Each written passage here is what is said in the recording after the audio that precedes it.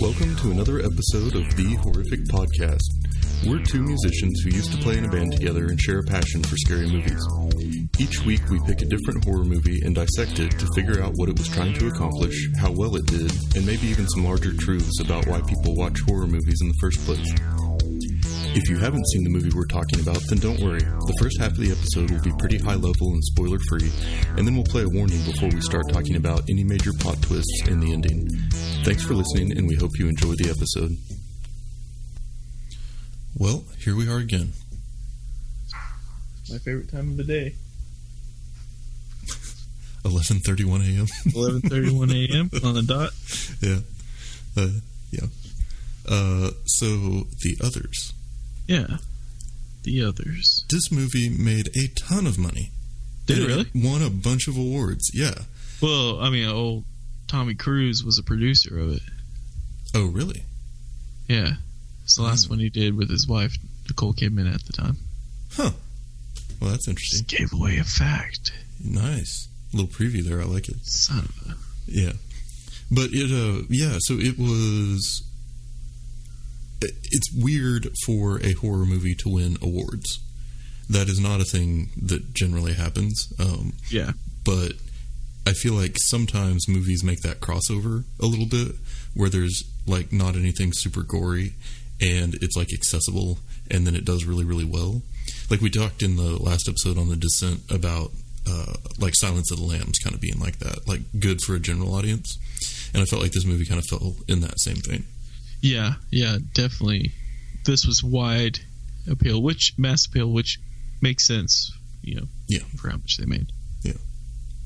All right, I'll introduce it. In 2001, Dimension Films released The Others. The film was written, directed, and scored by Alejandro Amenabar, and it tells the story of Grace Stewart and her two children living in a large house in the Channel Islands shortly after the end of World War II.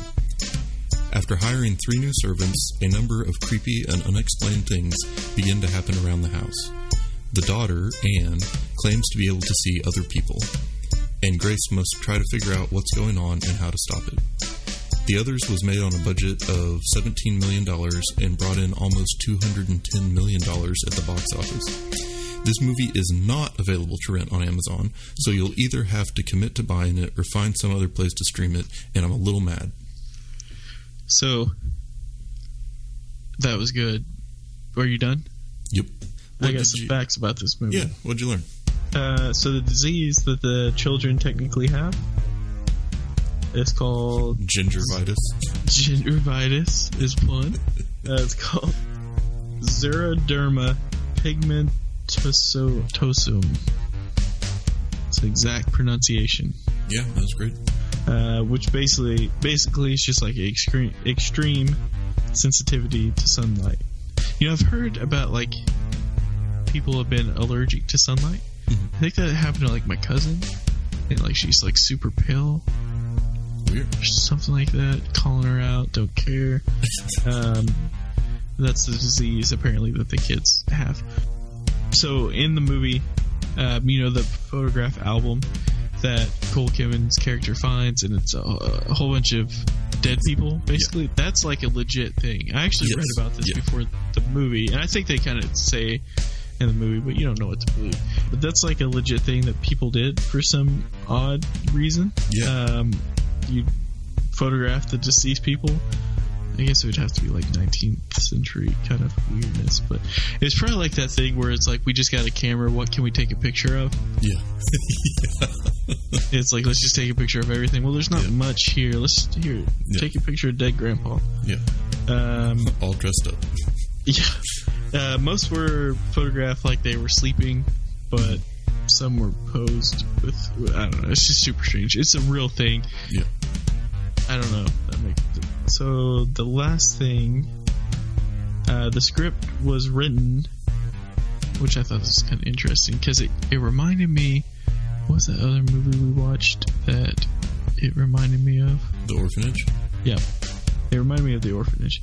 But it's written by Alejandro Amenabar in Spanish and translated into English. Yeah.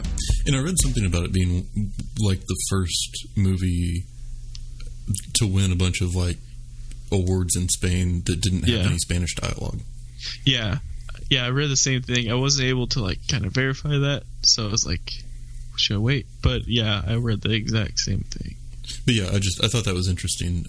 You know, kind of talking about like the mass appeal of the movie. It's one that definitely did really well internationally, not just in the United States. Yeah, how strange would it be to be in Spain, watch a movie that was written in Spanish but dubbed in back? Yeah, I don't know. It's just kind of strange. Like triple translation. Yeah. So those were my facts about the movie. Cool. Yeah, and that said, about him being the writer and everything, I think that the focus of this movie was 100% the story. Like, it was a really deep story with a lot of, foreshadowing and things kind of coming together at different times. And the movie was meant to communicate that story in a compelling way. So the movie wasn't necessarily trying to, like, scare or traumatize you. It definitely created, like, a creepy feeling, but that was all just in support of the larger story. Yeah. From the very beginning, you know that there's more going on than you know about. Like, in the first 5 minutes, Meg Ryan tells the servants that the old servants had just disappeared one night without collecting their pay or saying that they were leaving. And you're like, that seems weird. But then she just, like, brushes past it and doesn't want to talk about it anymore. And then there are the scenes where, like, the new servants are, I think about halfway through the movie, where they start kind of talking to each other and revealing that maybe they know more than you know. Yep. And it did a really good job of keeping you from ever feeling like you had a full grasp of what was going on.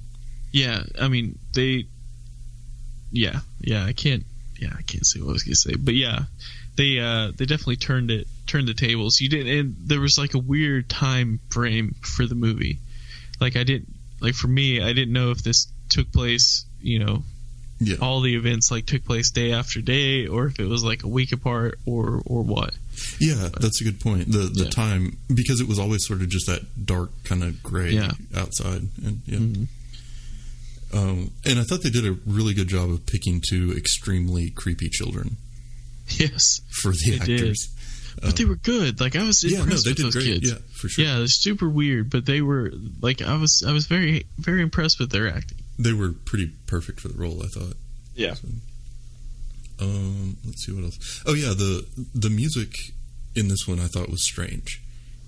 There were a lot of scenes where it was just really, really quiet. Like, there was no background noise at all. Mm-hmm. And then a lot of the times the music was really faint. And there was just a lot of silence in the movie. Yeah. Which I felt like was a good choice for what it was, kind of being in that big empty house and listening for, these phantom movements and stuff. So it was an interesting use of lack of music and sound, I thought, for a lot of it. But then, and I'm curious to see if you had the same experience. Did a lot of the scene changes almost feel like amateur to you? I mean, like, it felt like a lot of the scene changes and the outside shots of the house were, like, added after the fact and taken with a worse camera. Yeah, I think for sure. I mean, I think with, like, the outside shot, I thought maybe it had something to do with the fact that they were always making it look foggy, so maybe that was added in. But yeah, it definitely seemed there was definitely rough parts to the movie, and I think that was definitely one of them. I think music was one, and the editing was a little strange at times. Yeah. And I felt like the sound seemed really unbalanced. Yeah, like I had to turn it up and down a lot. Yeah, I thought it was because of watching it for me on a DVD. Mm-hmm. I thought maybe that had something to do with it, but yeah, I'm glad it happened to you too, because it was just like, it seemed like I was turning it up and down constantly the whole time. Mm-hmm. Yeah, and that's something that will kind of like break me out of, like, the mode of like being really into the story is when you can't hear, so then you have to turn it up, but you miss the first part of the dialogue, and then it's just like booming and loud, and so then you have to turn it back down, and you miss like the effect of what they were going for. So, like, what did they say? Yeah. And I'm curious too if it was like if I had surround sound, if it would have been the same problem, or if it's just because of the TV speakers or whatever. But yeah. Did you have anything else kind of pre-spoiler on this one? No. So this is definitely one that's like kind of have to get to the chase with. It's really hard to talk about. Yeah. They played a very mysterious role. Everyone just seemed like they were up to something. Yeah. I don't think I have anything before. Cool. So who do you think would like this movie?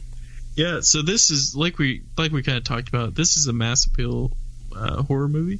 I don't think you have to be a fan of horror to enjoy this. Like at times, I question if it was, or same. Just more so like a mystery, because you are sitting there trying to figure it out the whole time. So I think the mass appeal definitely worked for the bank account. Making it, anyone could watch it. I think if you have someone who's not a big into horror films and it's, wanting to watch a scary movie, watch this one. It's not that bad. Yeah, I feel like it was definitely more creepy than scary. Yeah. But this is one that you could, like, watch with kids. Yeah, it was like a more intellectual. Intellectual? Intellectual.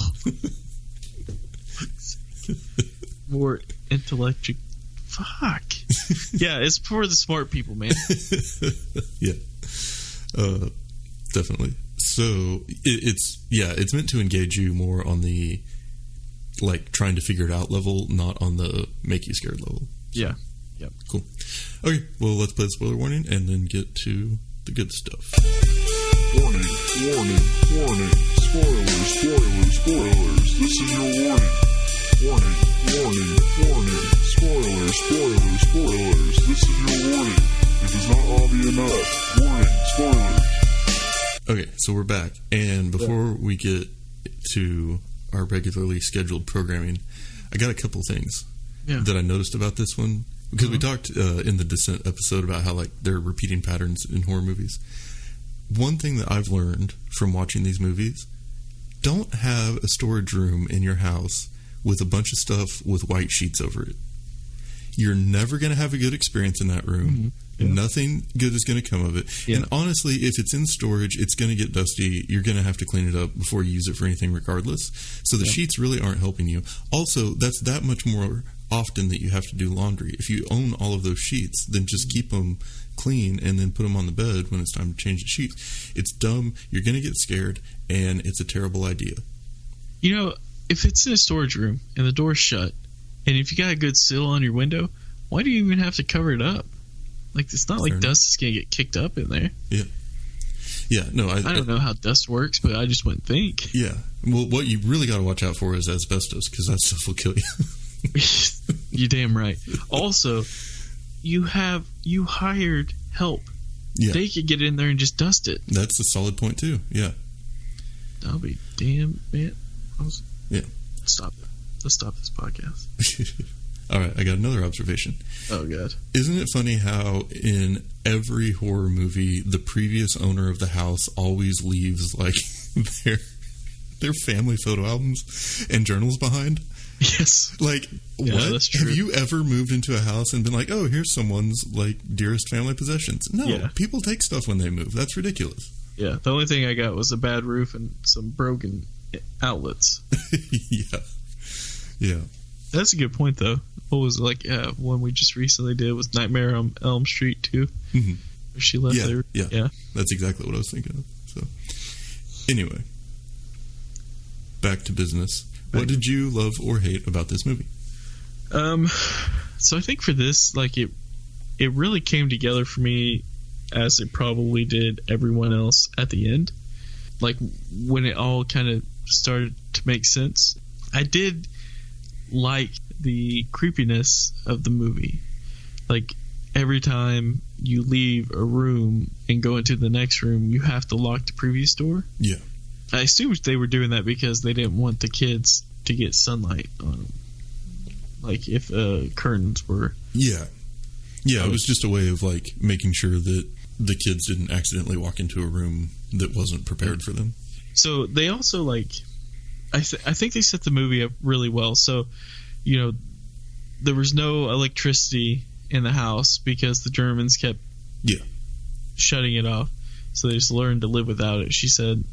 Which is why you would have to always have the curtains open.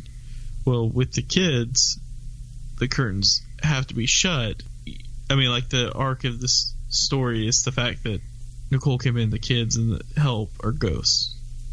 We're after What? Yeah, they're ghosts. Yeah, I know. Believe it or not. So like it's for me it made sense like why the curtains were always open, like constantly open, and they were having to shut them, or vice versa. You know what I mean? Like I felt like they answered a lot of the circle. Yeah, I mean, the thing I liked most about the movie was just like the storytelling of it. Like I felt like it was a very rich, well-written story, and it had lots of intrigue and twists and turns, and it was just a very like professionally written movie. Everything about the making of it kind of supported that. So the places where it was doing that well, I thought were great. One thing I didn't like as much, though, all of the scenes with Kate Winslet and her husband, because he could not act, and there was no chemistry between them, and it was super awkward. And wait, there was Nicole Kidman. You want to start that over? Oh, no, I've just been calling her by a different, like, 90s Oh, have you? blonde lady. Yeah. In my notes, I got it wrong once, and then I just went with it. So, I think I called her Meg Ryan earlier, but anyway. I didn't catch that one. Yeah. So, but yes, so the husband, every scene with the husband, I think you could have just completely taken out of the movie. Yeah, it was strange. It would have been fine, and I felt like it was too long, and that would have been a natural thing to edit. I mean, it's kind of like typical dude, though. Yeah. He's like, I'm fixing to leave. She's like, no. And he was like, let's bang one out real quick.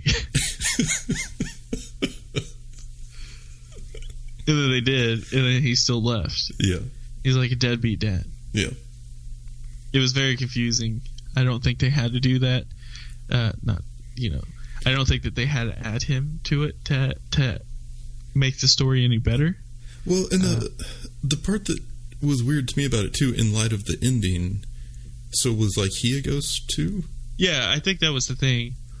He was kind of like he had died in war. Yeah. And he was, like, in the gray area of after death, I guess. Mm-hmm. I don't know if, like, he had died. So he's just a bad dad when half dead too? Like, what? It's just weird. So like you're dead, you're kind of stuck to where you died. So like if you died right now, you'd be in the apartment and you'd be stuck there. He died in World War II, probably close to the house because the Nazis were cutting off the power and all that. I think it's in Jersey. So I think that's what it was, but yet again, we're having to like touch base on something that I don't think that they had to keep in the first place. Like they didn't have to add that. You could have just had he probably died. The war ended. Yeah. The war had already ended, so didn't necessarily need it to be done. Yeah, I agree. So, well, what are some scenes that stood out to you? So I really like the scene where Anne is arguing with Victor. Like, so they're in the bedroom, sleeping in the bed, and you hear the argument. Like, they make Victor's voice like super creepy, like almost like raspy. So you're thinking that you're thinking he's like the ghost. At this point, still, you're not sure what's going on. Yeah. But like, anyway, so that was one scene. I think it played very well on just creepy things that really shouldn't be that creepy. Yeah. Like Nicole Kidman's punishment for Anne was to have her like sit on the stairs and like read the Bible out loud. That was really weird. Let's see. Well, and even like I felt like some of that stuff, some of the creepy stuff was predictable, but it was still well executed.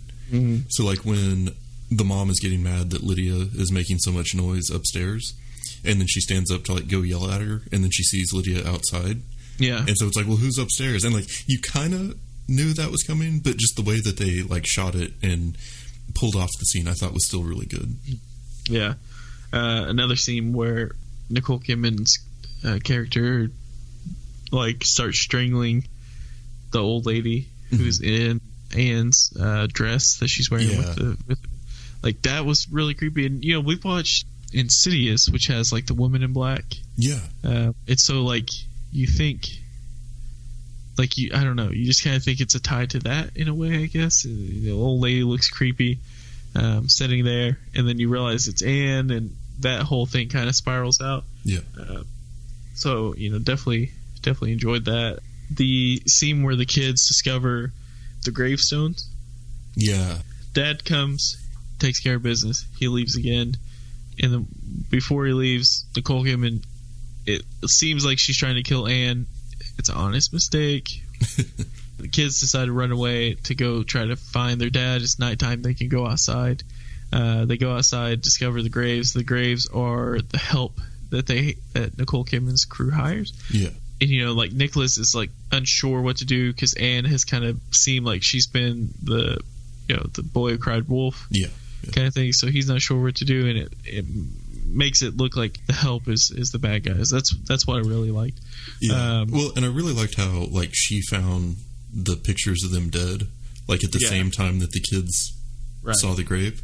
So the big twist, like, all the characters experienced it at the same time, and the way that they did that I thought was neat. And again, finding the pictures, finding out that the servants had been dead the whole time wasn't super surprising to me at that point.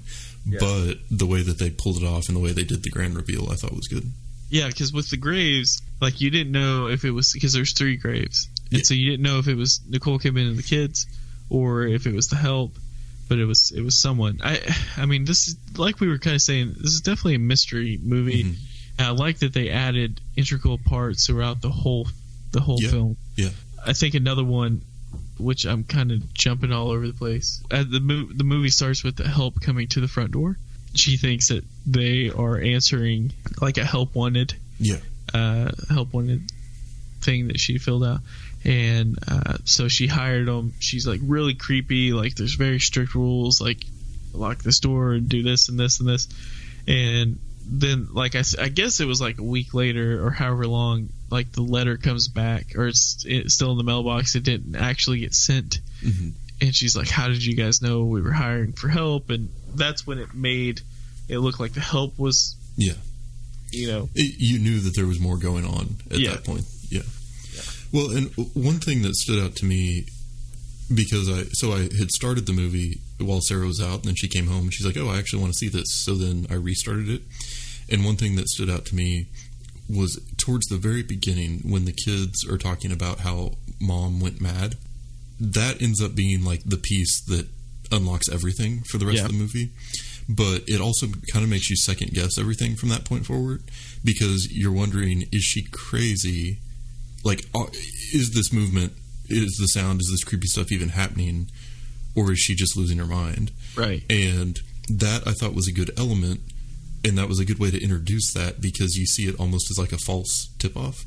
You're like, oh, this movie is about her going crazy in this big house, but really, when she went crazy, she killed the kids and then killed herself, and that's why they still live there and are the ghosts and are being summoned or being disturbed by the future residents of the house or whatever. Yeah. So I thought, that was such a minor thing, but it accomplished a lot.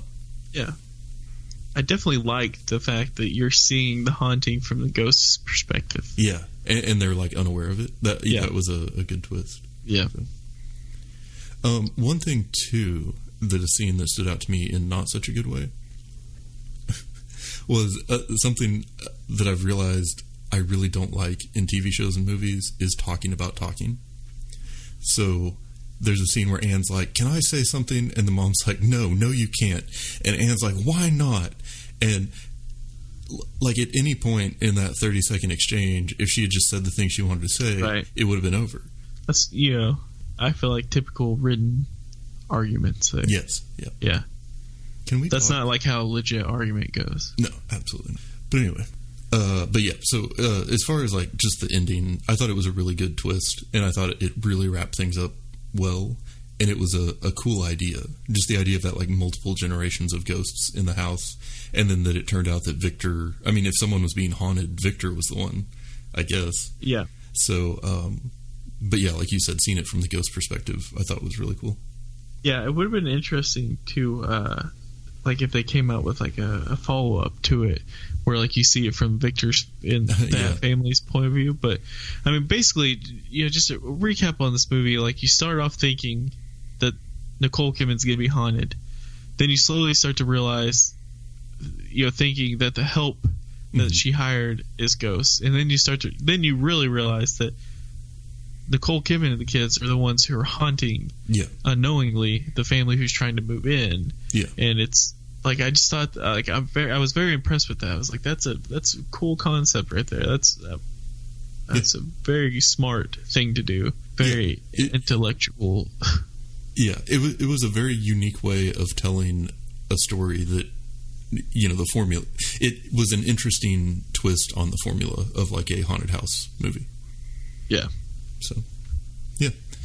And then I guess my only other final thought was,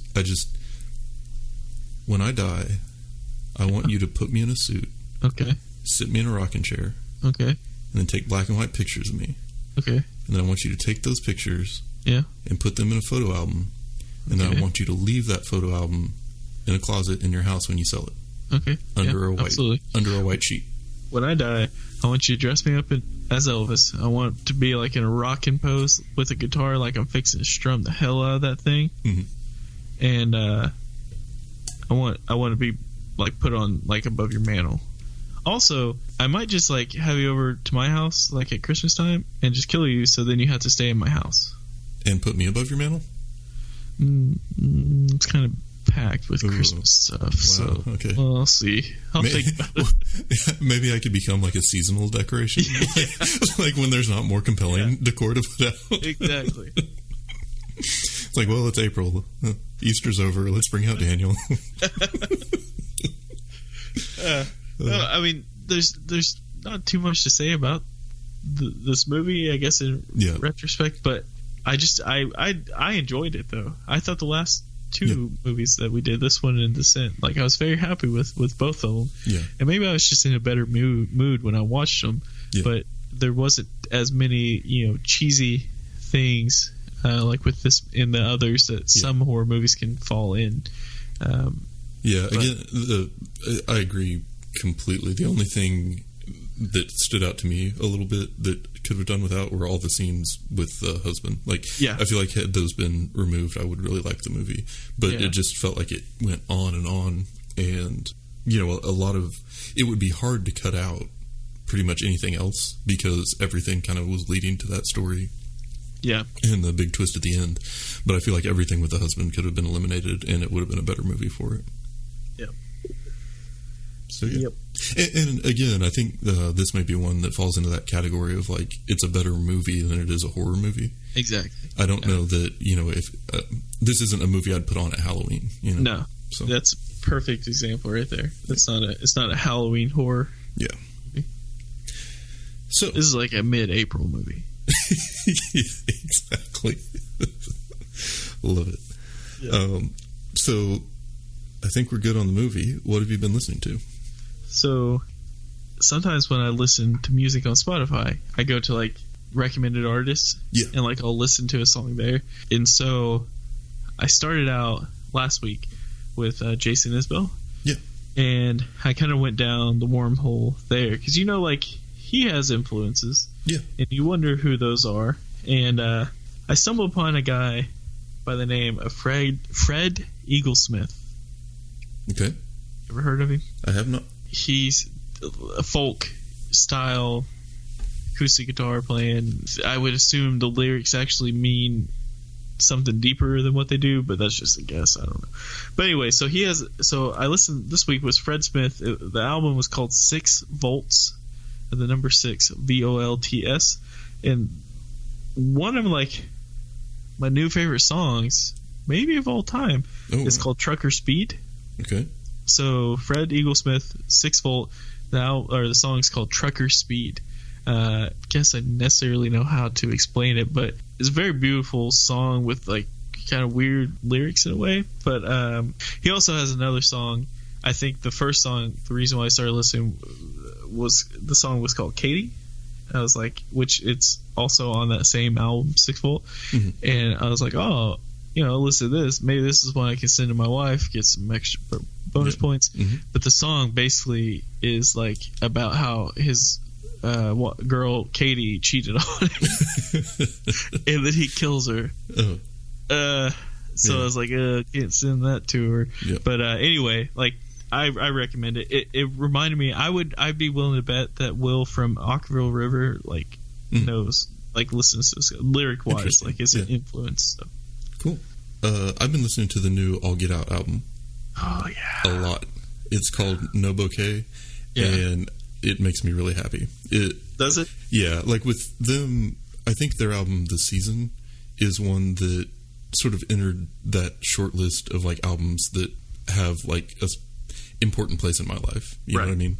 And then when they put out Nobody Likes a Quitter, that was several years later, and it just never did it for me as much.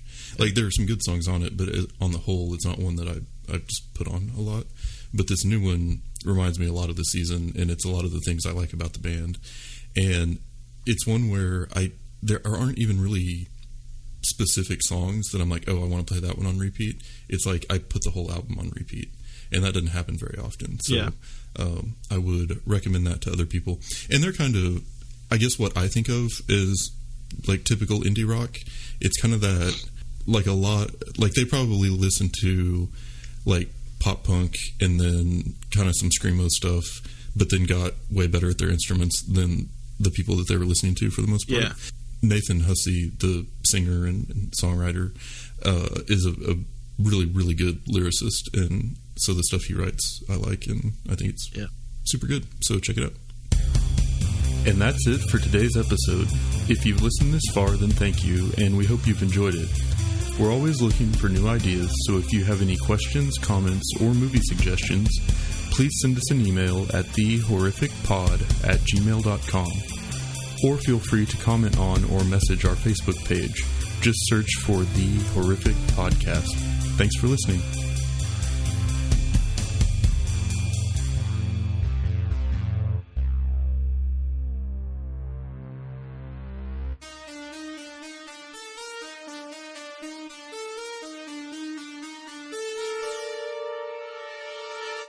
I really need to do those vocal exercises now.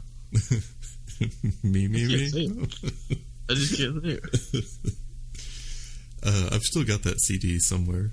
Do you really? Yeah, I need to find it, of the vocal warm-up that he used to do in the car. Oh, man.